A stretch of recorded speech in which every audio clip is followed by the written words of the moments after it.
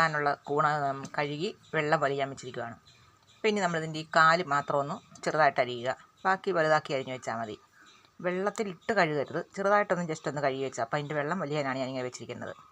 ഇത് നമുക്കൊന്ന് ചെറുതായിട്ട് അരിഞ്ഞിട്ട് ഉപ്പും മഞ്ഞൾപ്പൊടി മുളക് പൊടിയും കൂടെ മാത്രം കുറച്ച് തിരുമ്മി വെക്കണം. ബാക്കി നമ്മൾ വറുത്ത് കഴിയും വേണം. എന്നിട്ട് ശരിക്കും വറുത്ത് കോരിയെടുക്കണം.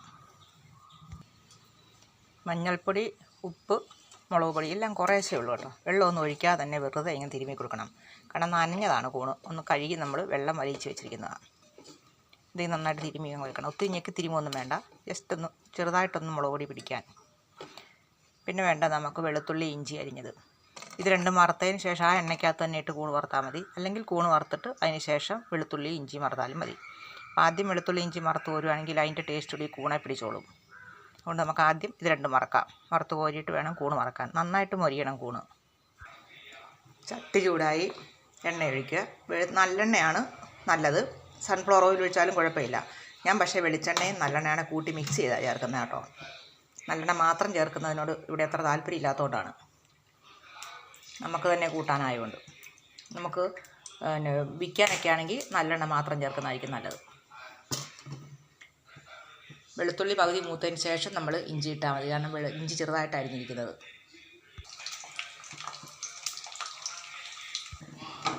വെളുത്തുള്ളി, ഇഞ്ചി അത്യാവശ്യം മൂത്തിട്ടുണ്ട്. ഇനി അത് നമുക്ക് കോരി വെക്കാം. ഞാൻ കൂടത്തിൽ കറിവേപ്പിലയും കൂടി ഇടുവാണ്. കറിവേപ്പിലയുടെ കിടന്ന് മൊരിഞ്ഞ് കോരി വെക്കുമ്പം ആ കറിവേപ്പിലയുടെ ടേസ്റ്റ് കൂടെ ആ എണ്ണയിലേക്ക് വന്നോളൂ. അതിൻ്റെ എല്ലാം കൂടെയാണ് ആ കൂണ് വറക്കുമ്പം ആ കൂണയിൽ അതിൻ്റെ എല്ലാം ടേസ്റ്റ് പിടിക്കും. ഇത്രയും മൂക്കണം. ഇനി ഇത് കോരി വെച്ചിട്ട് നമുക്ക് കൂണിടാം. പിന്നെ നോൺ സ്റ്റിക്കിൻ്റെ പാത്രത്തിൽ ഉണ്ടാക്കുന്നതിനേക്കാൾ നല്ലത് ഇൻഡാലിയത്തിൻ്റെ പാത്രത്തിലാണ് കേട്ടോ അച്ചാറൊക്കെ ഇടാൻ. അതുകൊണ്ടാണ് ഞാൻ എപ്പോഴും ഇൻഡാലിയത്തിൻ്റെ പാത്രം മാത്രമേ എടുക്കാറുള്ളൂ.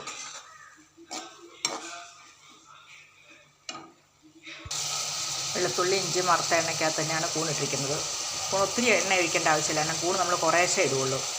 അത് ഇച്ചിരി താമസമുണ്ട് മൊരിയാൻ. ഇതിനകത്ത് വെള്ളമയം ഉള്ളതുകൊണ്ട്. മുക്കാലും മൂത്തിട്ടുണ്ട്. ഞാൻ 2 പ്രാവശ്യമായിട്ട് ഉണ്ടാക്കുന്നതുകൊണ്ടാണ് കുറച്ച് എണ്ണ ഒഴിച്ചത്. ഇച്ചിരി വെള്ളമയമൊക്കെ ഉള്ളതുകൊണ്ട് പതിയെ മൂത്ത് വീഴുള്ളൂ. ഇത്രയും മൂത്ത് കഴിയുമ്പോൾ നമ്മൾ തീ ഇച്ചിരി കുറച്ച് വെക്കണം. എന്നിട്ട് പതിയെ കുറച്ചുകൂടി സമയമായിട്ടൊന്ന് മൊരിയണം. ഇനി ഏറെക്കുറെ എടുക്കാറാകും. അപ്പോൾ ചാല സമയം തീ കുറച്ച് വെച്ച് ഒന്നുകൂടെ മൊരിഞ്ഞാൽ മതി.